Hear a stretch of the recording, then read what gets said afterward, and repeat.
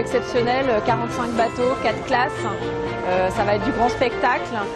Nous avons depuis des mois façonné l'édition avec Le Havre, avec Itajaï pour que ce soit une fête populaire également qui va être extraordinaire. C'est vrai qu'on n'a pas 20 ans tous les jours. Pour ces 20 ans, il va y avoir tout un tas de festivités au Havre, mais aussi à Itajaï.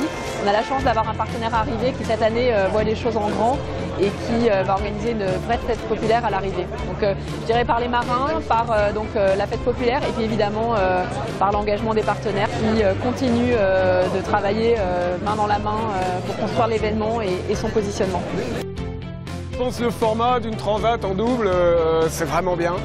C'est quand même quelque chose de vraiment intéressant de faire d'aller traverser l'Atlantique en double à plusieurs classes de course au large et à partir en même temps là, au mois de novembre au Havre, c'est vraiment bien.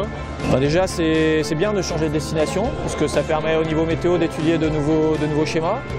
Le fait que ça soit plus sud fait que si c'est dépressionnaire au départ, on devrait avoir un passage de front et derrière il faut piquer sud. Donc on dira que c'est un petit peu moins humide qu'une transat classique vers les Antilles par exemple.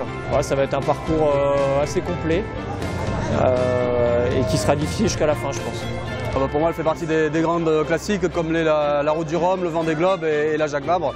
C'est des courses qui durent dans le temps et qui ont un plateau toujours fourni. Plus de 40 bateaux cette année, je pense que c'est une grande classique à ne pas louper. D'ailleurs j'ai tout fait pour ne pas la louper parce qu'il y a 15 jours je n'étais même pas sûr de partir.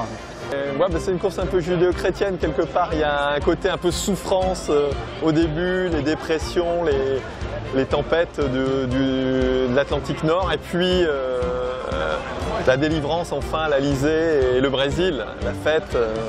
A população de Itajaí está toda mobilizada, há uma expectativa muito grande, desde as nossas crianças até os mais idosos e toda a nossa região espera a chegada da regata Jacques Vabre.